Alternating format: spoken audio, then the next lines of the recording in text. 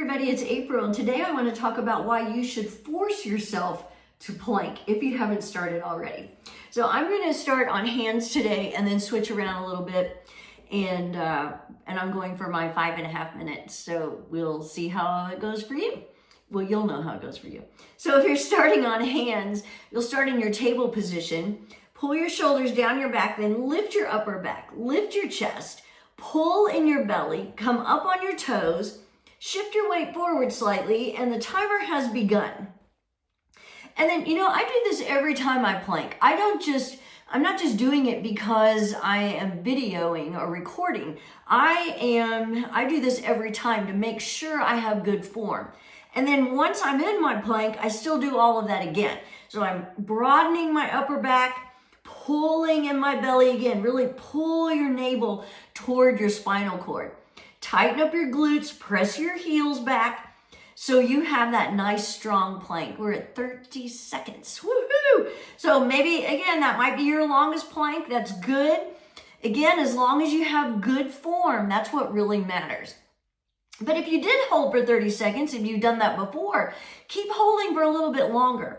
Or try to. And then maybe you come down on your knees and then you'll come back up again after, a minute or something like that. And that's another way to start building up your time. So we're at a minute. I'm just going to keep holding. I probably will stay, I might just stay on my hands today. We'll see how it goes. I might switch. I change my mind all the time while I'm doing it. But the idea of holding your plank is to work on holding in one position, ideally, if that's possible. But it is okay to move after a minute. Okay, so my topic today, though, is why you should force yourself to plank. I'm not kidding when I tell you I have people tell me all the time, I see your planks and I'm going to try that someday. Or I think I could do that. Or I may start planking. But they haven't. They still haven't done it. And the only reason why is because they just haven't started. They haven't made themselves get started. And that's why sometimes you have to force yourself to do something, especially if it's something that's good for you. Why wouldn't you make yourself do it? And the great thing about forcing yourself, we're at 2 minutes. So I'm going to switch to a side plank, and I may hold it for a minute on each side. Just depends on how I feel here. But if you're doing side plank, you could bring your top foot in front of you because it is quite a balancing act. But really think about lifting your hips, pressing your bottom foot toward the floor, so the sole of your bottom foot, rather than collapsing into your ankle. But sometimes, going back to why you force yourself, that's the best cure for procrastination, is forcing yourself to do it. We're all guilty of talking about starting something new, doing something different, and we just can't seem to find the time. And a lot of times it's a matter of making the time, not finding the time. You have to make yourself do it. Another great thing, and then there you are. You can say, I've started planking. Whoops, my top foot came for me. We're at 3 minutes. I'm going to switch sides. And I'm going to hold for a minute on this side because I held for a minute on the other side. Anyway, once you make yourself do it, you'll have gotten started. That'll be the first step. You'll say, oh my gosh, I did it today. Well, I'll do it again tomorrow. Or maybe later today.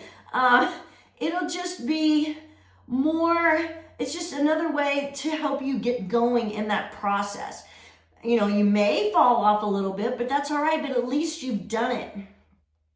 And then that's going to make you more excited about doing it. And it's not just plank, but I'm talking about planks today. So once you've done it, you've made yourself do it, you've gotten started, well, then you're probably going to tell people about it.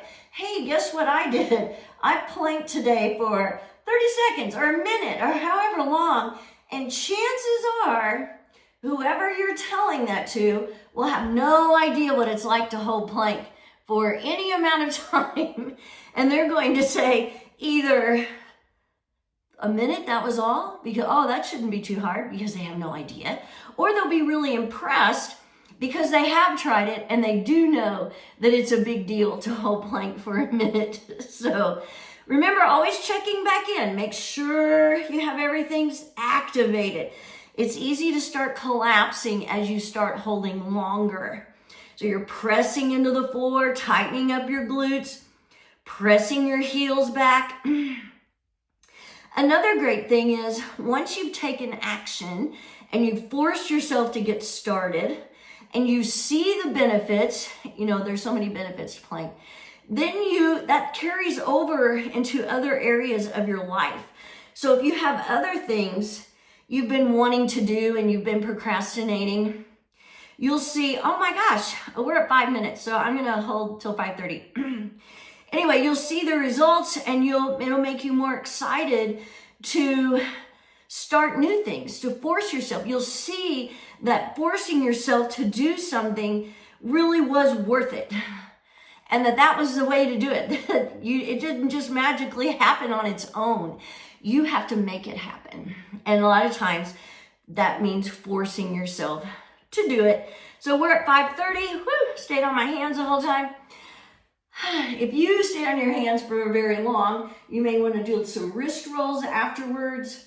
You can also do some little shoulder stretches afterwards. But you're going to feel so much better that you did it.